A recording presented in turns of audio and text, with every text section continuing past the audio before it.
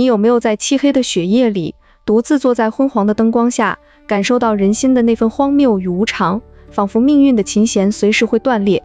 睡前听完一本书，今天我们读《心理操纵术》。这本书不是简单的技巧大全，而是深入人心底的探险，探讨如何在苦难中读懂他人，掌控命运，寻找活着的真正价值。王云，一位专注于人际心理学的作家，他的人生经历像许多人一样，充满了起伏与领悟。你知道吗？他早年曾在职场中遭遇过无数的背叛与误解，那些隐秘的微表情，那些弦外之音，让他一度陷入绝望的深渊。正是这些经历，激发了他写作的动机。他想告诉我们，在这个充满荒谬的世界里，理解心理不是为了伤害，而是为了自保与成长。通过这本书，他分享了自己从迷茫到释然的转变，希望帮助你我在人性的迷雾中找到一线希望的光芒。你想象一下，一个寒冷的冬夜，窗外大雪纷飞，你蜷缩在被窝里，脑海中回荡着书中的那些场景。书从一个简单的道理开始，要想操纵人心，必先读懂人心。王云用生活化的语言带我们走进一个个普通人的世界，比如他讲到一个叫小李的年轻人，他刚进入职场，像你我一样满怀希望，却屡屡碰壁。老板的眼神总带着一丝不易察觉的冷漠，同事的笑容背后藏着算计。小李起初一无所知，每天在办公室的灯光下加班到深夜，汗水滴在键盘上，却换来一次次的失望。你有没有发现，这种苦难就像命运的玩笑，让人感到无助？然后王云引导我们听懂弦外之音，记得那个场景吗？小李在一次会议中，老板说了一句看似随意的话，这个方案不错，但或许可以再优化。表面上是赞许，可弦外之音是质疑。小李学会了辨析，他停顿片刻，感受到老板语气中的犹豫，那是一种隐藏的心理活动，恐惧竞争，担心新人抢风头。从那天起，小李开始留意这些细节，就像在雪地里追踪足迹，他不再盲目回应，而是用巧妙的语言反转局面。老板，我觉得您的建议很对，我们可以试试这个调整。你可能也想过，如果早点听懂这些隐语，人生会不会少走些弯路？书继续深入，透过行为举止参悟对方心理。王云描述了一个更触动的例子，一个名叫阿梅的女人，她在婚姻中饱受煎熬，丈夫总是在晚饭时沉默不语，手指轻轻敲击桌面，那节奏像心跳的乱码。阿梅起初以为是疲惫，可王云告诉我们，这是潜意识的信号，不满与逃避。阿梅开始观察丈夫的姿势，那微微低头的模样透露着内心的冲突。你有没有在类似的情景中感受到爱与责任的拉扯？阿梅学会了操纵这点，她没有直接对抗，而是用温柔的举动引导丈夫开口。今天工作累吗？说说看，我听着呢。就这样，沉默的夜晚渐渐有了琴声般的对话，婚姻从绝望的边缘拉回。再往前走，通过爱好看懂对方心理，这部分像一出人性戏剧。王云举例一个商人老张，他总在谈判中落败，因为对手的爱好成了谜团。一次老张发现对手喜欢收集古董，那不仅仅是消遣，而是对过去的执着，象征着对稳定的渴望。老张巧妙利用这点，在谈判桌上提起一件古董的故事，对手眼神亮了，那一刻心理防线崩塌。你想象那个画面，昏暗的会议室，灯光映照在古董照片上，老张的笑容如雪绒般温暖。转折来了，对手签下合同，老张从失败的命运中逆转。但王云提醒我们，这不是冷血的算计，而是理解人性的方式，避免更大的苦难，掌握心理效应，更易操纵人心。这里王云列举了许多经典效应，像锚定效应、从众效应。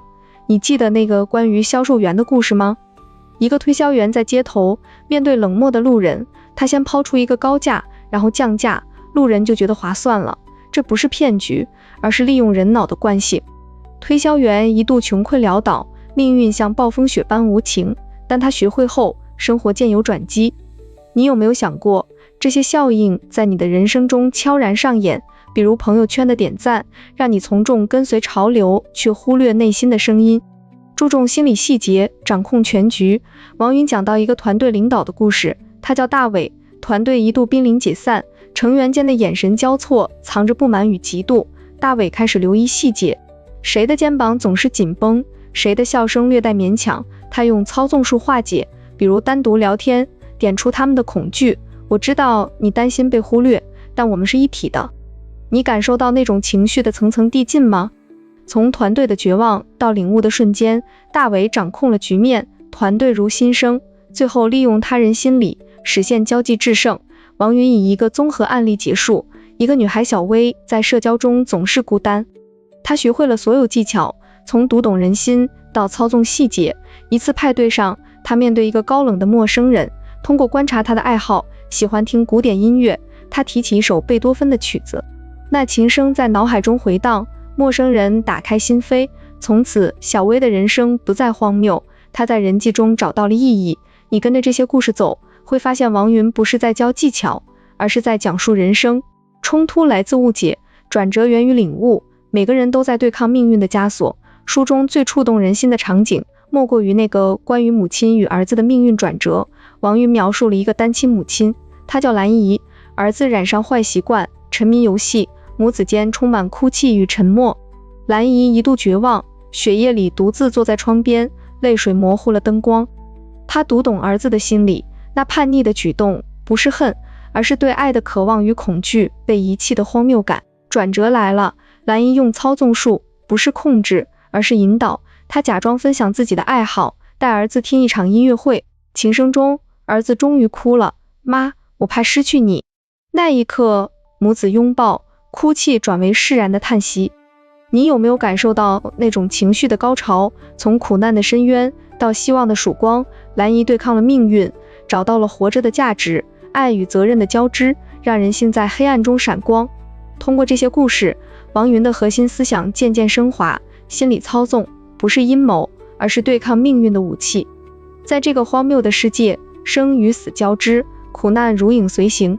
你可能也想过为什么活着？王云告诉我们，读懂人心就是寻找意义的过程。想想那些微表情背后的希望，那些行为中的人性，他们提醒我们，命运不是铁板一块，而是可以被操纵的琴弦。你拉动它，就能奏出自己的旋律。金句：停顿。正如书中所说，人心如海，深不可测，但一叶扁舟也能乘风破浪。这不是鼓励伤害，而是教我们自保。在苦难中领悟，绝望转为释然，你会发现，活着的价值在于对抗。对抗内心的荒谬，对抗外界的无常。通过爱与责任，我们操纵的不只是他人，更是自己的命运。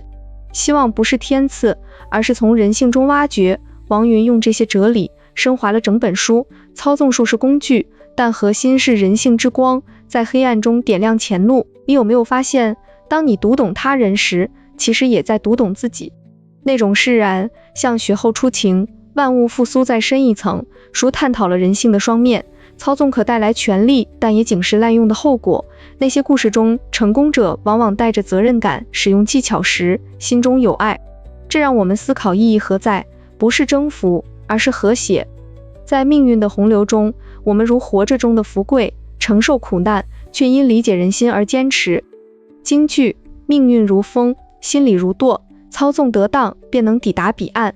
这升华了整本书的哲理，希望源于领悟，释然来自行动。听完这本书，你或许会像我一样，在深夜的沉默中回味那些细节，雪夜的哭泣，灯光下的领悟，琴声中的希望。王云的心理操纵术不只是技巧，更是人生的一面镜子，映照出我们对命运的对抗，对活着的追求。现在轮到你了，你有没有想过，在你的生命中，哪一次读懂人心，改变了你的命运？